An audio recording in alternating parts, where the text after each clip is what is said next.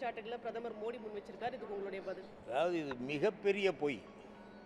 ஒரு காலத்திலே விற்பனை வரி என்பது மாநில அரசு முழுமையாக வசூலித்து கொண்டிருந்தது. வருமான வரியிலே மட்டும் நாங்கள் மாநிலத்திலிருந்து கிடைக்கிற தொகையிலிருந்து ஒரு தொகையை, ஒரு பங்கை ஒன்றிய அரசு மாநிலங்களுக்கு வழங்கும். இப்பொழுது ஜிஎஸ்டி என்ற பெயரில் விற்பனை வரியை முழுமையாக அவர்கள் எடுத்துக்கொண்டு அதிலே ஒரு பங்களிப்பு என்பதை அதிலும் குறிப்பாக நாங்கள் புள்ளி விவரத்தோடு சொல்லியிருக்கிறோம். ₹1 விற்பனை வரிக்கு தமிழ்நாட்டுக்கு கிடைக்கிற தொகை 27 பைசா. அதே ₹1 விற்பனை வரிக்கு உத்தரப்பிரதேசத்தில் கிடைக்கிற அந்த மாநிலத்துக்கு ஒதுக்கப்படுகிற தொகை ₹2. இவர்கள் தவறான முறையிலே சில விதிகளை உருவாக்கி மாநிலத்தை வஞ்சிக்கிறார்கள். கட்டாயமாக காங்கிரஸ் ஆட்சி காலத்தில் விற்பனை வரி முழுமையாக தமிழ்நாடு அரசே பெற்றுக்கொண்டிருந்தது. வெறும் வருமான வரியிலிருந்து மட்டும்தான் பங்கு கிடைத்தது. இப்பொழுது விற்பனை வரியை இவர்கள் எடுத்துக்கொண்டு அதிலே கொஞ்சம் குறைவாக பங்கு கொடுத்து விட்டு அதிகமாக கொடுக்கிறோம் என்று சொல்வதை போல ஏமாற்று வேலை, பித்தலாட்ட வேலை எதுவுமே இருக்க முடியாது. மோடியுடைய சொல் என்பதை பித்தலாட்டம் என்றே சொல்லலாம்.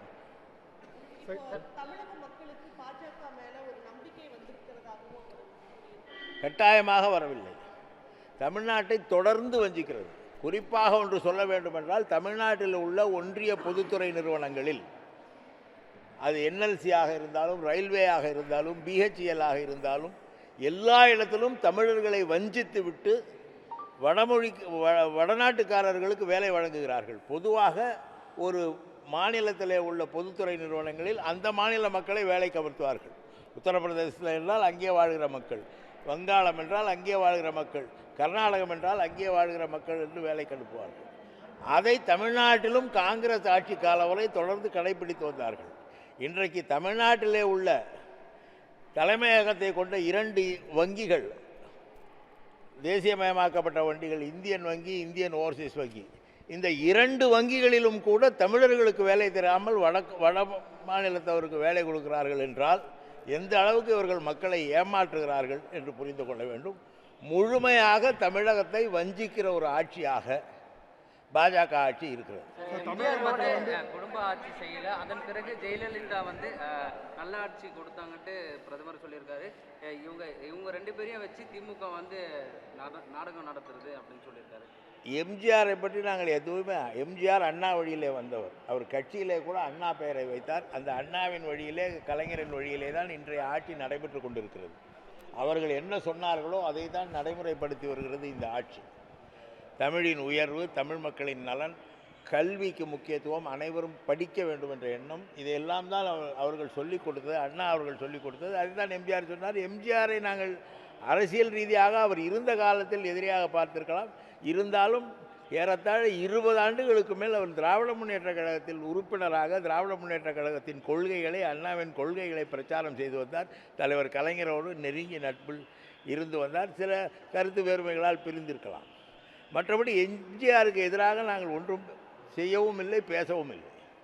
இன்றையோட இந்த தேர்தல் வாக்குறுதி தயாரிக்கக்கூடிய அந்த குழு நிறைவு என்ன மாதிரியான முக்கியத்துவம் கொடுக்கப்படுது? எந்த பிரதானமாக கோரிக்கை?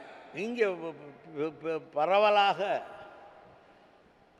விற்பனை வரி ஜிஎஸ்டியில் ஒன்றிய அரசு சில நடவடிக்கைகள், தவறான நடவடிக்கைகள். ஒரு பொருள் 45 நாட்களுக்கு விற்பனையாகவில்லை என்றால் அது ஏன் விற்பனையாகவில்லை என்று யோசிக்காமல் அந்த பொருளுக்கு அவர்கள் ஜிஎஸ்டி வரி விதிக்கிறார்கள் என்பது போன்ற குற்றச்சாட்டுகள். விற்பனையாகாத பொருளுக்கு எப்படி வரி கொடுக்க முடியும்?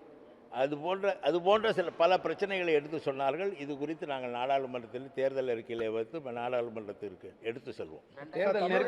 அதிகமாக பேசப்படும் கட்சி பாஜகவாக இருக்கும் மோடி சொல்லியிருக்காரு. கட்டாயமாக இவ்வளவு மோசமான ஆட்சியை யாரும் நடத்தக்கூடாது என்று எல்லோரும் பேசக்கூடிய ஒரு கட்சியாக இருக்கும்.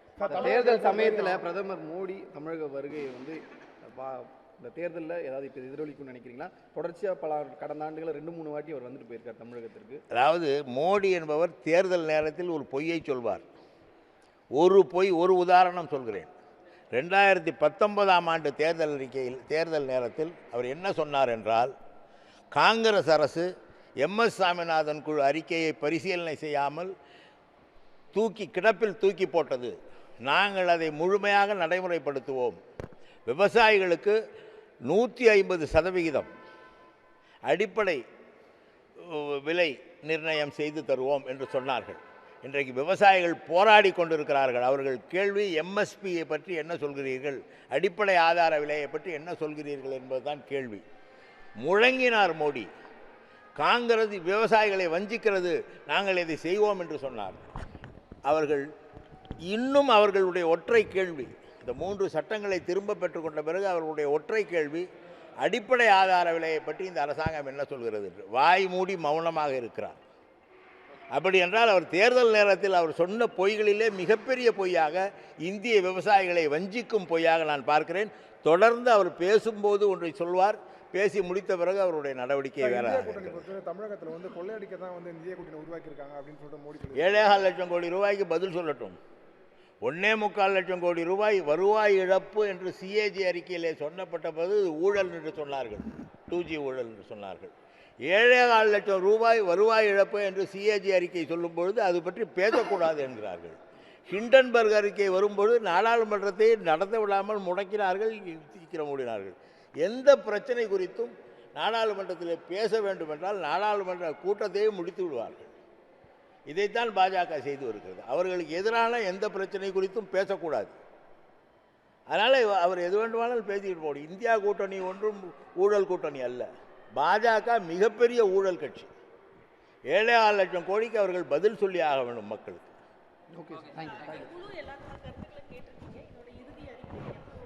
இன்னும் சில நாட்களில் இப்பொழுது இந்த அறிக்கைகள் இன்னும் 2 4-5 மாவட்டங்கள் இருக்கின்றன. அங்கிருந்து கருத்துக்களையும் பெற்றுக்கொண்டு ஒரு வாரம் குழு உறுப்பினர்கள் அமர்ந்து இறுதி அறிக்கையை நிறைவு.